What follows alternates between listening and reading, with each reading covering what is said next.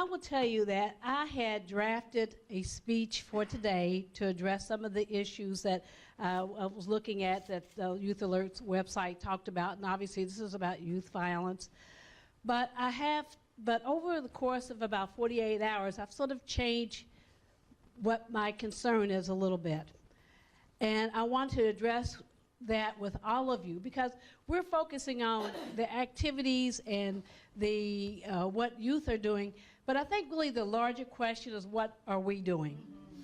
And I think that as we address the issue of why do younger people sometimes, not all of them, resort to violence, I think we need to ask the question of ourselves, why does our society resort to violence? Why is violence often the first response by many people, not just young people, but by other agencies and organizations and other individuals? And I want to really share a couple things. I want to leave some time for questions if you have any. But I want to talk about a couple things that really concern me. One is that you may know the case of the 17-year-old who was shot to death in Jacksonville, Florida, who was in a car with a group of his friends, and they were playing rap music that a couple found offensive. The woman went into the store. The husband or whoever stayed in the car decided that they were a threat to him, although they had done nothing other than play the music and the language that he found offensive, shot into the car and killed one of the young men in the car.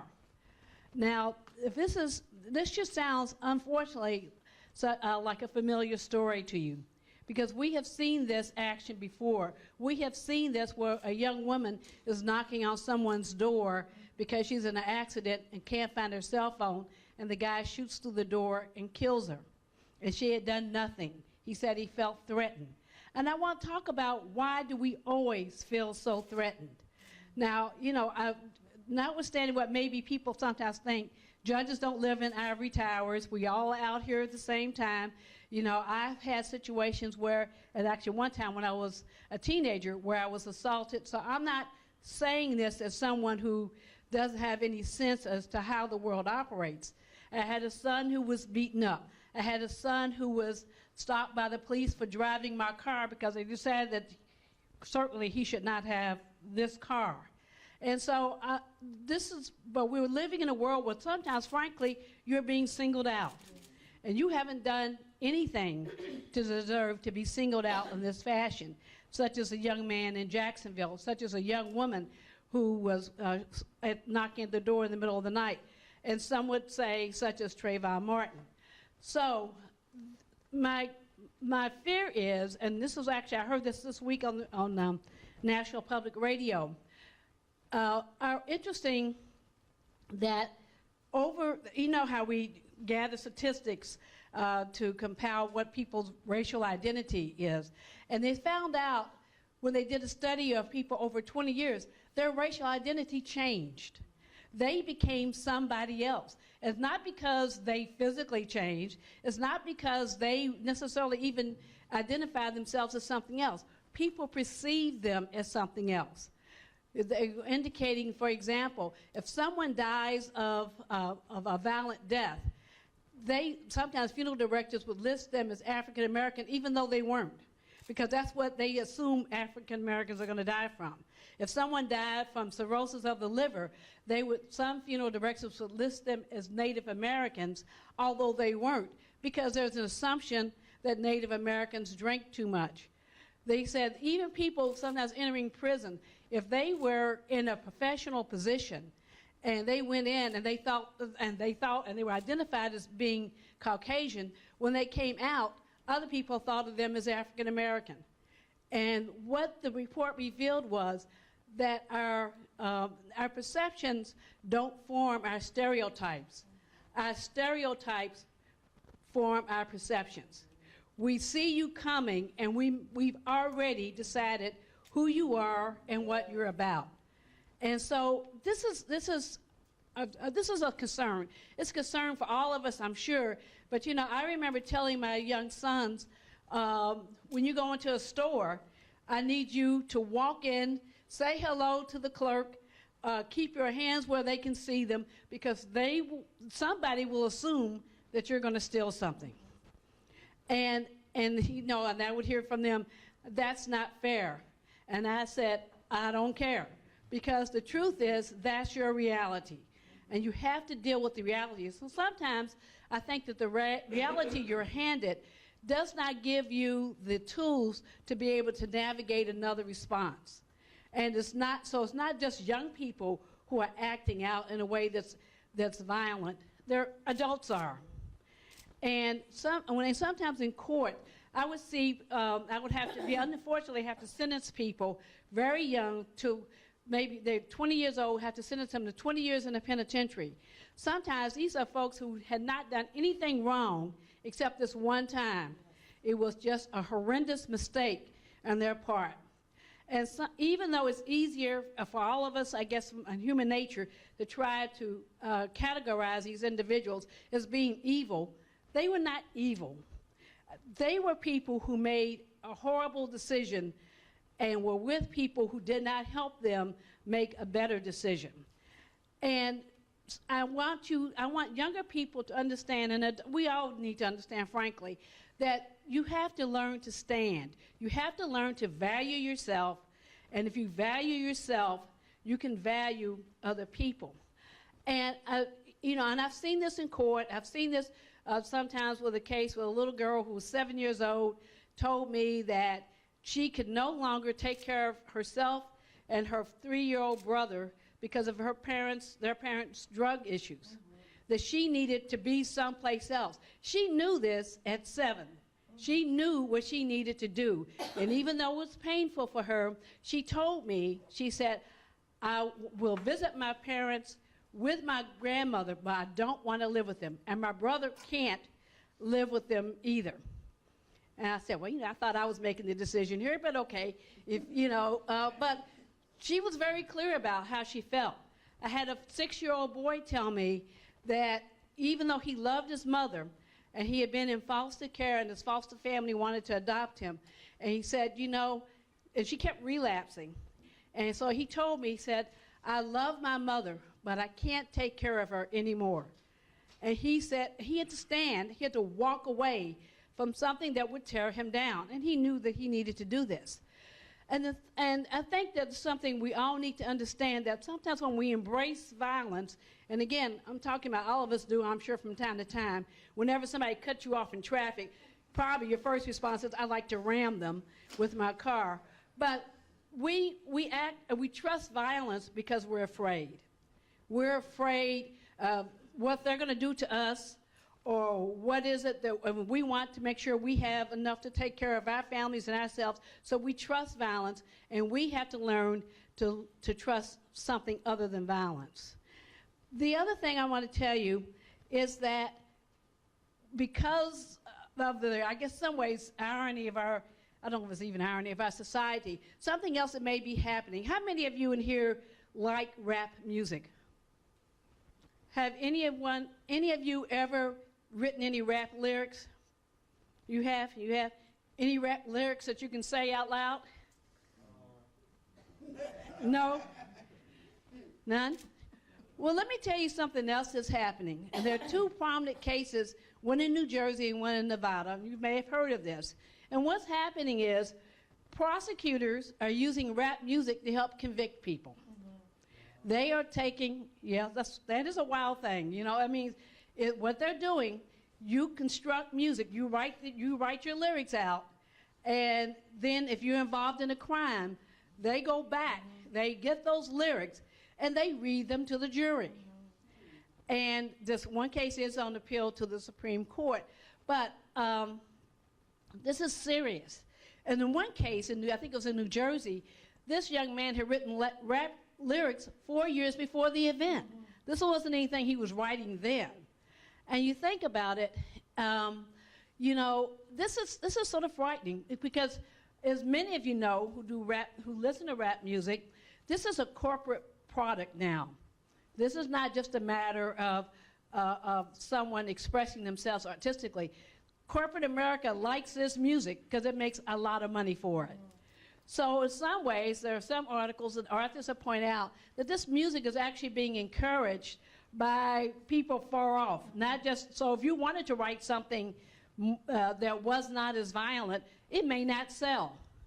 So you decide to kick it up a little bit and make it even stronger. Well, what you don't know is if later, if you unfortunately are caught up in something, those words can come back and get you.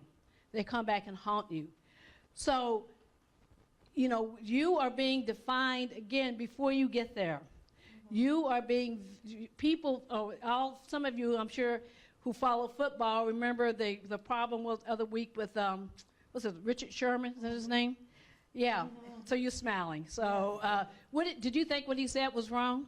I thought it was very wrong, whatever he said, but that's how he felt. Okay, but he was identified as a thug. I'm sorry, sir, what are you going to say? Yeah, I think the whole identifying with the term as a thug is kind of just a part of the whole process of criminalizing young men of color, because you're not allowed to be a full human being exhibiting your full range of emotions, of excitement. This is a man who's at the top of his career, who literally is the best at what he does, and he was just saying that. And people said the same thing about Muhammad Ali when he was in his boxing career, and he was saying, I'm the greatest. So as a man of color, you're not allowed to be yourself the same way as if a white man was on camera saying the same thing. People wouldn't say that was threatening. Right, and I think that's part of the concern with it. This is Richard Sherman, as you know, is a Stanford-educated football player. 4.0? Yeah, so characterizing him as a thug is just another code word, he argued. And if you read Leonard Pitt's column yesterday, it's the same thing that he was saying that, this is Leonard Pitt saying this, I want you to think I'm lifting something inappropriately, but that essentially Richard Sherman gets to be a thug and Justin Bieber, who has a DUI, gets to be a bad boy. So, I mean, it's a whole different way of how you're categorized based upon who you are. So, as we talk about violence and we're focusing on youth violence, I want all of us to remember that we are asking youth to function in society that, frankly, in many ways, elevates violence. And we have to find a way to break that message not only for them, but for ourselves. That is not our first response to whatever we see around us. I'll be happy to entertain any questions, if there are any. Yes, Dr. Crawford. Let's suppose that I committed a crime. And in the investigation, the police came to my house. They found my diary. In my diary, I had set out my intention to carry out this act of violence against this person. Would you consider that something that could be used in the court of law as evidence against me? I think it likely would be used against you. What's the difference between my writing a diary or my writing a rap song that describes violence? Why would that not be as appropriate as a diary? Well, in your diary, and I guess, back up, maybe I was presupposing that you may be reflecting or talking about the violence you're about to perpetrate. And the problem with the rap songs are that it's not directed toward any one person. And again, they were written 4 and 5 years before the event, so no real connection in time to what that was going on then. And again, the court's going to have to decide that. There may be some ways that obviously if anybody writes a song that talks about violence to one particular person, I think that's going to be fair game. The question is, should it be fair game years down the line? And the other thing that apparently is happening, if you are a well-known rap artist, those lyrics may not be used against you as much as if you are a new rap artist, because they figure, well, the established ones are creative, are artistic, and are also corporate, and so, you know, that's different than you writing them, because you're really expressing what you feel, so this really shows who you are. That's the other concern with it. I think, ma'am, you had a, oh, yes. To his question, would a diary be more of showing intent, whereas a rap song shows an attitude, which you're saying is now being... It's an attitude. But the rap is more of an attitude, Yes, and I'm not saying even all the diary would get in. I mean, judges rule on this kind of evidence all the time, whether or not it's admissible, whether it's more prejudicial than probative. So, but that may be part of the difference. If in my diary I say I want to do something to so-and-so, that's expressing what my intent was to this person. If I have rap lyrics that are violent but not particularized, that may be a little bit different. And again, depending on when I've written them. Yes. Are you inclined to answer any questions regarding juvenile court? I don't know. What kind of questions do you have regarding juvenile court? Being a survivor of juvenile court in the system, has there been any improvements between throwing a juvenile at risk immediately into JCYC, or are we looking more toward peer support, mentoring programs, and youth-involved activities instead of putting them behind bars? Yeah, and I think the answer is yes, and there are people here who can answer that question better than I. You can, Libby can. They're going to talk about restorative justice and other programs that actually keep young people out of jail. You know, so hopefully we're doing a better job responding to that. Yes.